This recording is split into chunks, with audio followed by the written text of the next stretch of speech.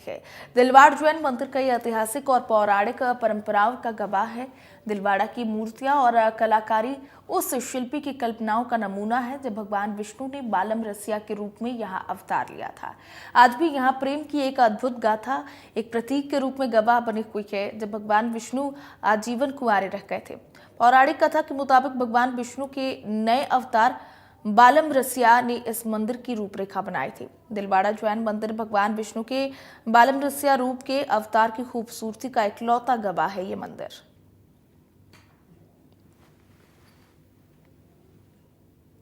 मंदिर में दर्शन करने आए हैं कन्याकुमारी के। आज वैलेंटाइन डे है और कहीं ना कहीं भगवान की भी एक जो है शादी अधूरी रह गई थी और हम उस मंदिर के दर्शन करा रहे हैं जहाँ पे माता विराजमान है और कहीं ना कहीं भगवान विष्णु के जो अवतार थे बालम रसिया से इनकी शादी होनी रह गई थी। हम यहाँ पे मौजूद हैं, उनसे जानना चाहेंगे कि किस प्रकार से भगवान बालम रसिया जो है यहाँ पे मंडप में खड़े रह गए और शादी की बारात लेके आए थे और दूसरी ओर जिस प्रकार से बालम रसिया खड़े हुए हैं, आप बताइए कि किस प्रकार की कहानी जो है बालम रसिया की है और कहीं न कहीं जो है आज वैलेंटाइन डे है और कहीं न कहीं भगवान का भी जो प्यार है वो अधूरा रह गया था। जैसा कि हम लोग जितना जानते हैं, यहाँ पे दिलवाड़ा के जो राजा हुआ करते थे, यहाँ पे उनके यहाँ ये रसिया बालम काम किया करते थे, कारीगर थे।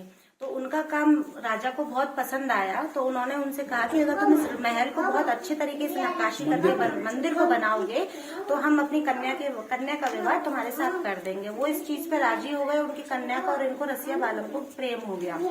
तो राजा तो मान गए थे, लेकिन जो उनकी दादी सास थी उनको ये रिश्ता मंजूर नहीं था क्योंकि वो कारीगर थे।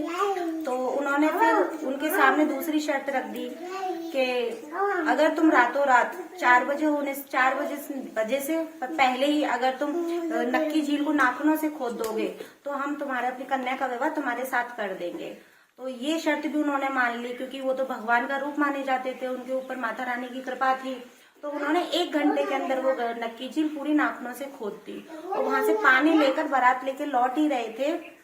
उन्हें पता चला कि जो उनकी दादी सास है मुर्गा बनके उन्होंने 4 बजने से पहले ही मुर्गा वो बन गई, खुद ही बोल दिया उन्होंने।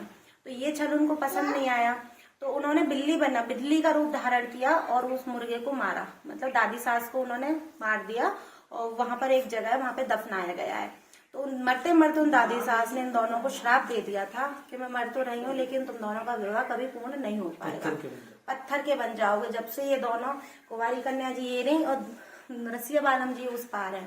लेकिन ये तोरण भी यहाँ पर है, इसके अंदर इन्होंने कभी भी अंदर एंट्री नहीं करी है क्योंकि वो बारात लेके बाहर ही खड़े हैं। जब से इन दोनों का विवाह भी पूर्ण नहीं हुआ, बारात लेके बाहर खड़े रहे। और हम जिस प्रकार से बता रहे हैं बालम रसिया आज भी जो है यहाँ पे मौजूद हैं कि अंदर जिस प्रकार से इनकी शादी नहीं हो पाई, दोनों पत्थर के बने।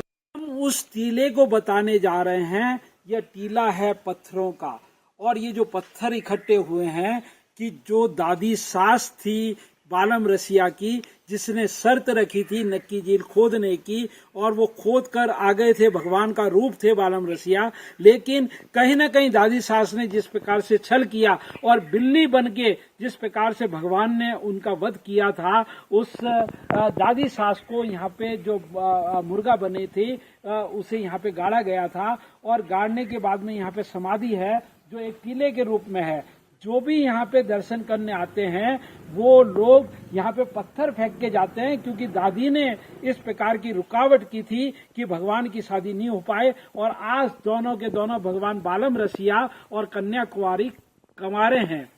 ये है माउंट आबू की प्रेम कहानी। कैमरा पर्सन दलपत राणा के साथ अनिल हरन, इंडिया न्यूज। तो इस बीच बड़ी खबर सामने आ रही है, रुक करते हैं बड़ी खबर का। तो उस वक्त